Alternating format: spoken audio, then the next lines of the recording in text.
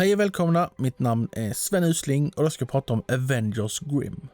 Det är en amerikansk B-fantasy från 2015. Filmen handlar om Snövit, vars rike i början av filmen blir invaderat av bullerskraft. Oh, Snow! Snow! Rumpelstiltskin. I should have known it was you who brought this darkness upon us. Hans mål är att ta sig till en annan värld där det inte finns magi och därigenom leva som en gud. Snövit försöker stoppa honom, men de råkar båda åka genom portalen och hamnar på jorden. This mirror can be used as a gateway to another world. A world without magic. A place where I could live like a god. We have a deal. You kill me, the wolf will kill you. No life is worth a kingdom.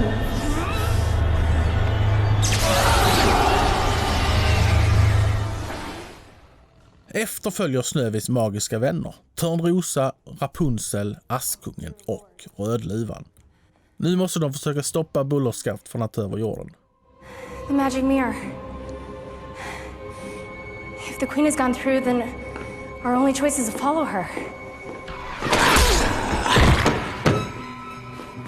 You missed one. I could have cured him. Or he could have killed you. The wolf is here. Trust me. You let your guard down like that again, and he'll kill all of you. Princess powers or not. Such a beautiful chamber. Red, wait. We can help each other.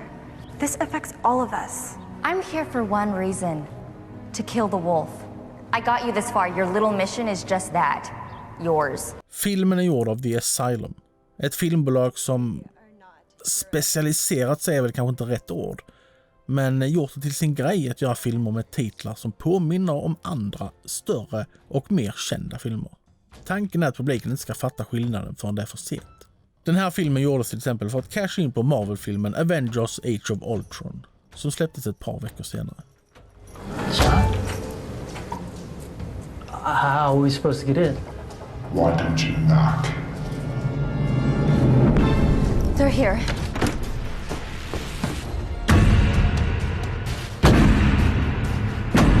Quick! Get the mirror to the roof!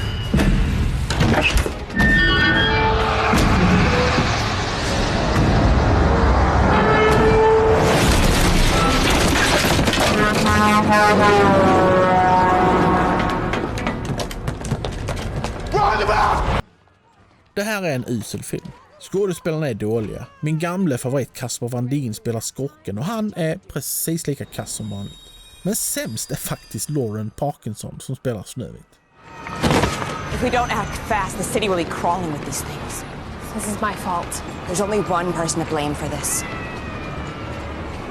It's Rumpelstiltskin. Casper Van Dien har varit en favorit sedan jag såg honom i Starship Troopers 1997. Och sen dess har jag alltid gillat honom. Jag kan inte riktigt förklara varför, då han är en genuint usel skådespelare. You seem like a man who appreciates order. People look up to you, they respect you. I mean, myself included.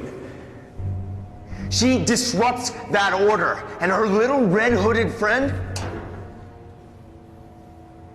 Yeah, she's your problem, isn't she?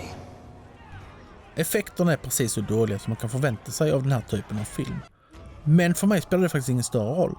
Jag kan se bortom kassaeffekter om det finns något annat som filmen har att erbjuda. Tyvärr saknas det, som vanligt i Asylums filmer. Det finns försök till humor, men de faller platt.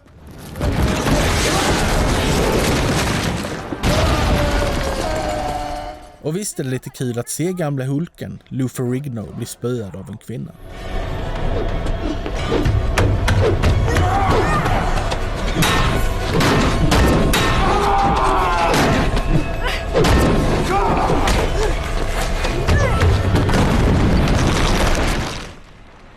Men det är ingen som filmen kan leva på särskilt länge. Speciellt inte heller när allt annat runt omkring är så fruktansvärt tråkigt. Ska jag säga något positivt så måste jag faktiskt säga att idén i sig är ganska intressant. Magiska sagofigurer som hamnar på nutidens jorden är rätt kul. Och det är faktiskt det bästa med Asylum som filmbolag. Deras idéer är bättre än utförandet. Som helhet är den oerhört illa gjord, illa spelad, men framförallt enormt tråkig B-film. Betyget blir ett minus. Om ni tyckte om videon så tryck på gilla-knappen och prenumerera gärna. Om ni inte tyckte om den så kan ni lika gärna prenumerera ändå. Jag menar, hur stor chans är det att jag skulle göra 2 videos ni inte tycker om?